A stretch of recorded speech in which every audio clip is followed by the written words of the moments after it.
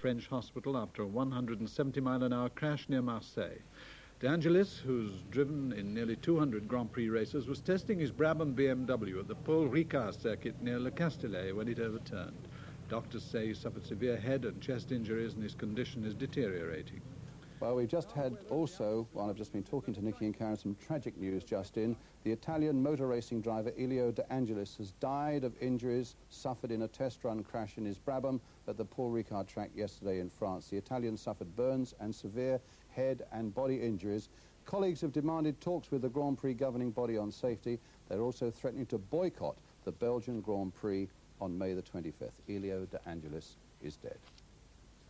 The 28-year-old's life finally slipped away in a Marseille hospital after his horrific crash during testing on the Paul Ricard circuit. Well, with me now this morning is Mary Walker. Mary, good morning. We're talking in sad circumstances because a gentleman both on and off the track has been lost. Yes, I think the best way to summarise Elio de Angelis is the way you've just described him, Paul. He was an extremely cultured and charming gentleman. He came from a very wealthy family, and I suppose he need never have done a day's work in his life if he hadn't wanted to. But he was a very fine driver. You never actually expected Elio to win. He did win twice, but you always expected him to be about the place. He achieved a high degree of consistency, despite what people said when he came into Formula One, didn't he? Yes, he finished in the top 6 43 times, and he actually averaged more than one World Championship point for every race he drove in, and that is a very considerable achievement. His best result probably winning at Austria 4 years ago, 1982. Yes. Great duel with Keke Rosberg. Yeah, one of the closest finishes of all time. He had Rosberg come right up alongside him at the very last corner, and you'll see his hand go out in a minute because he punched up the victory salute. He knew he'd won, and that actually was the last race that Colin Chapman attended where one of his cars won too. Everyone accepts the risk factor in motor racing, but we don't expect somebody to be killed during testing.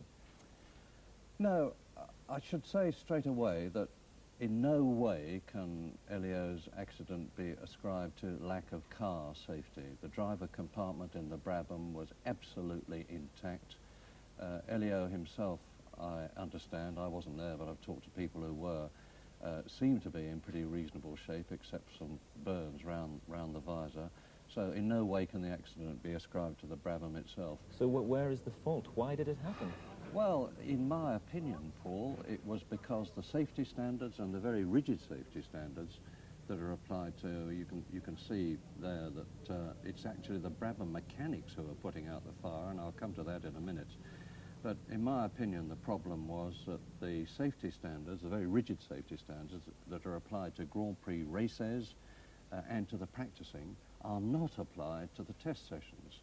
There seems to be an attitude of it'll be all right. And I understand that there was inadequate fire marshalling at the Paul Ricard circuit. That's evidenced by the fact that the Brabham mechanics were putting the fire out. There was no helicopter there to take them off? There was no helicopter there. Now, all right, the Grand Prix teams maybe shouldn't go there under those circumstances, but equally you can, with all the benefit of hindsight, which we're enjoying now, regrettably, say that the governing body of the sport should make sure that the safety regulations at testing are as stringent as they are at the Grand Prix meetings themselves, and I hope they will now. Well, will they be? I mean, the drivers obviously are upset at losing a friend and colleague, but they want stricter safety on the testing. Will FISA actually act? Well, FISA has been derided and reviled. FISA is the governing body of the sport in the past. One has to say to their credit that when Henry Toivonen was killed in the Corsica rally recently, FISA acted very, very quickly and very strongly indeed. They've outlawed the Group B cars. Now, it is a fairly simple rule to make now that testing safety has got to be as good as race safety. It'll mean, of course, that the circuits have got to spend a lot of money on it, and they won't like that. But when human lives are involved, that's a very small price to pay, and I hope and think they will. Well, Mary, thanks very much indeed. It's difficult to talk about statistics and talk in hindsight as well, but we have lost a great and brave driver. Yes, indeed we have. We have. Tragic.